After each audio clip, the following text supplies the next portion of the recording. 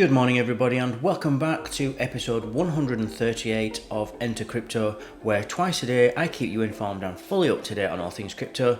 If that sounds like something you'd be interested in, then subscribe to my channel. I put out a new video every 12 hours.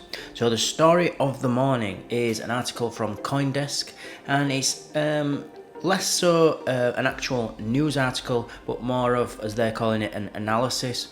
I like to call this kind of an opinion. It's basically the writer, in this case it's Sandali Handagamar, and it's their opinion of a news article. So don't take it as a pinch of salt. Whatever they say, just remember this is just one person's opinion. I don't know what this article is going to be about. Well, I know what it's going to be about, but I haven't read through it yet, so we'll read this together. So it's titled, Nigeria's Bitcoin premiums may better reflect country's demand for the dollar and not crypto. So Nigerians are paying a premium, but probably more for the stability of the US dollar than for Bitcoin, an analyst told CoinDesk.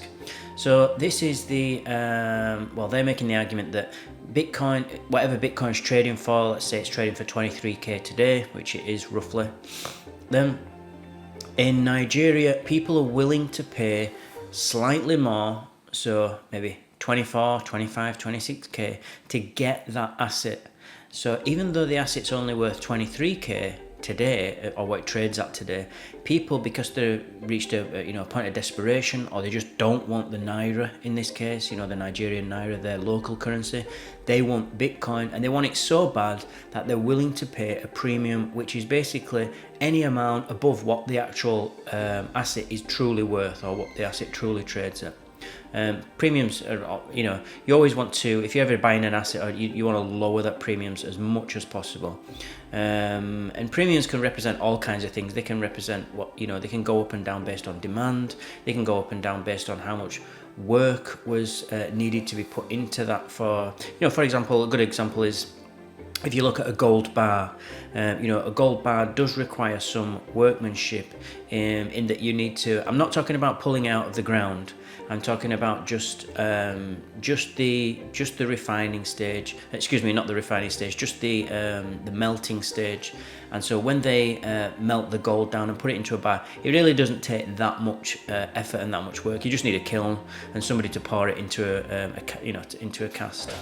And then and you've got the gold bar. Whereas if you want to create a gold coin, you now need to have dyes. If you want to put, say, a piece of art on the coin, a nice image or something, now you need an artist. You need to know somebody who knows how to engrave. Engrave into the dyes that are used to strike the coins. So the costs start to come up. And now if you want to use gold to make jewelry, the premium's going to be even more above the actual gold price, because now you need an artist, you need somebody, you need somebody specialized in making jewelry. Making jewelry takes time, it takes skill, it takes effort. And so then you need to pay a larger premium. So you may only have 1 gram or 5 grams of gold in your ring, and it's only worth however much it's worth. You'll be paying a lot more than what the gold is worth because of the workmanship that's gone into that, making that ring. As opposed to, say, a gold bar, the premium will be much lower because you just don't need that much work needs to go into making it into a gold bar. So that's what the premium's kind of roughly about. It's just the first thing that came into my head to try and explain it to you. I'm sorry if it's not a very good example.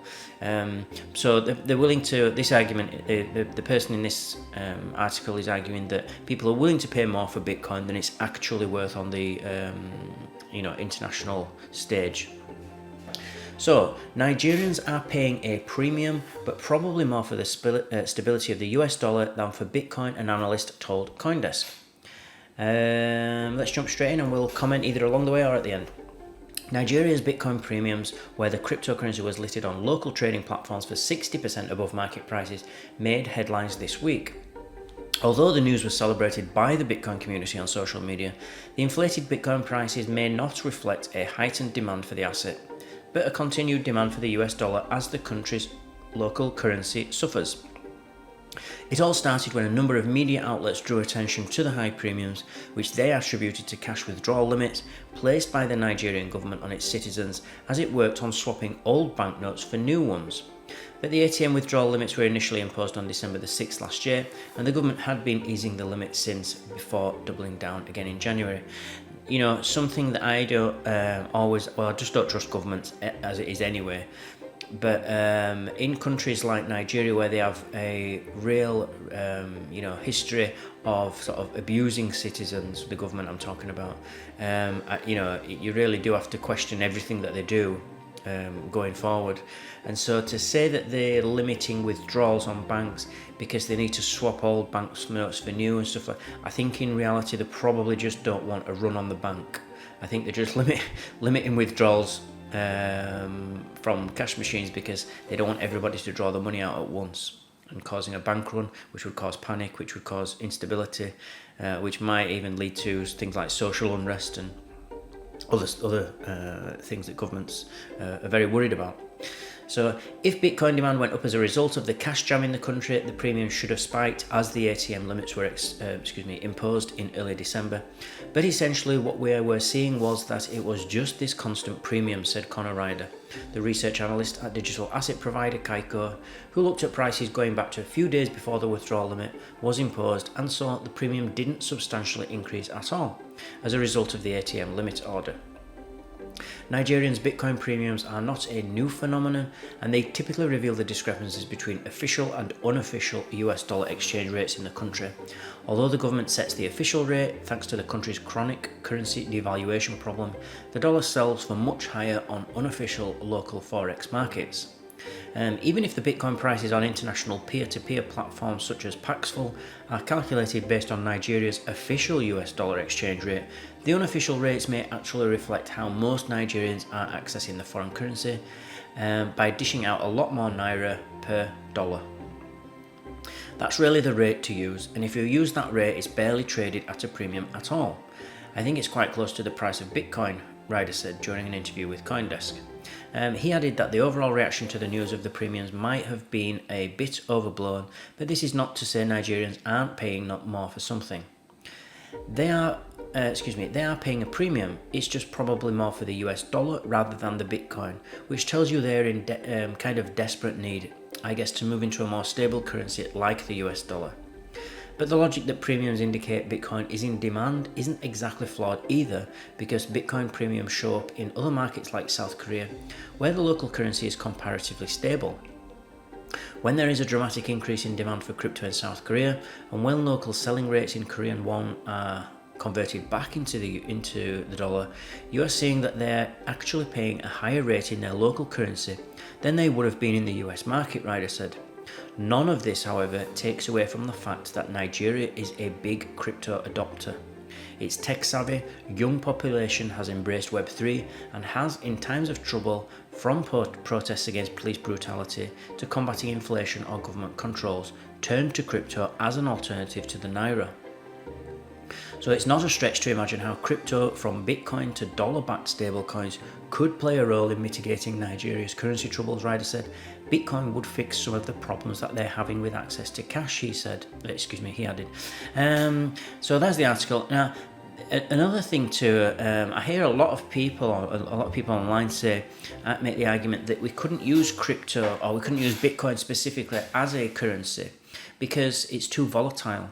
It's worth 68k 1 minute, and then the next minute you blink and it's worth 40k, and then 20k, and then down to 16k, and then we're back up to so and that's correct. It does have a high volatility. There's no question about that. Nobody can argue against that. But you have to also remember that Bitcoin is only basically 12 years old. It's a very new asset. It's truly in its infancy. Especially when you compare it to something like gold, or that's been going for thousands of years, that has a huge amount of history, and even so, even given Bitcoin's volatility, we still, if you live in a country where your government's oppressive or tyrannical, or they are just basically just abusing the local currency and inflating it away by printing more money, then that is more of a risk to people that live in countries like that than it is just the volatility of Bitcoin. So if you would say to somebody in Nigeria, would you rather hold the Nigerian Naira or would you rather hold Bitcoin for the next 10 years? What do you think they're going to say? They don't want to save up in Nairas because they know already that it's got a terrible track history. And I mean, in the Naira, when we talk about inflation, is November. I mean, just in November, it was up inflation 18%, over 18% actually. In December, it was 21%. Now, we don't have the figures for January yet, but I imagine it's not going to be good, and there's certainly an uptrend in the inflation for in the Naira. So, you know, people, if you live there and you're getting hit with 20% inflation year on year, that's not sustainable. You can't make any savings in that currency. Your purchasing power is being destroyed, absolutely destroyed. That's you just can't. It's just not sustainable like that. You are going to have, something's going to give or something's going to break within that financial system. And that aside, without the local stuff, even if you just look on the international stage, the Naira is down 10% against the dollar this year. Sorry, not this year. Within the last year. So they're getting hit from all sides, the Nigerians, and the government are not helping them. The government are actually making it worse. So you've got to feel for them, and you've got to, you can really see why and understand why they're going for this. Why the actual average person in Nigeria, your average citizen, is looking for a way out and think, because if you're going to work every day and you've got kids and you've got a wife or a family, or you've got somebody sick in your family and you've got to pay for healthcare, you can't be dealing in a currency that's been devalued 20% every year. You're going to work and you're working hard, especially in a lot of places. There's a lot of poverty in Nigeria, and so go to work you have to work hard to get the same amount of money that you would, even if it's possible to get paid as much as somebody would in the Western world. So it's no surprise that they are looking for alternatives, and thankfully we've got crypto, and Bitcoin is the alternative. It can give them financial freedom. It means that they can save in something that is disinflationary. There will not be more Bitcoin next year. There will not be more Bitcoin in 10 years' time. In fact, there will be more, but it'll just be on a disinflated scale. So it's a real, really great thing for people like that, who are not using it as an investment tool really, but just want to preserve their savings and preserve the purchasing power, because the government is running amok with them and their own personal finances. So quite a long article, I've rambled on quite a bit there. So hope you enjoyed the video. Thank you for watching. Thank you for listening. Remember, everybody, to please subscribe to the channel. Remember, everything that I put out is time sensitive. That's why I release a video every 12 hours. So subscribe, turn your notifications on, that way you will not miss a thing. Join my team and I will keep you updated on all things crypto every 12 hours. Don't forget to smash the like button if you feel you got value from this video, and I'll see you all in 12 hours time.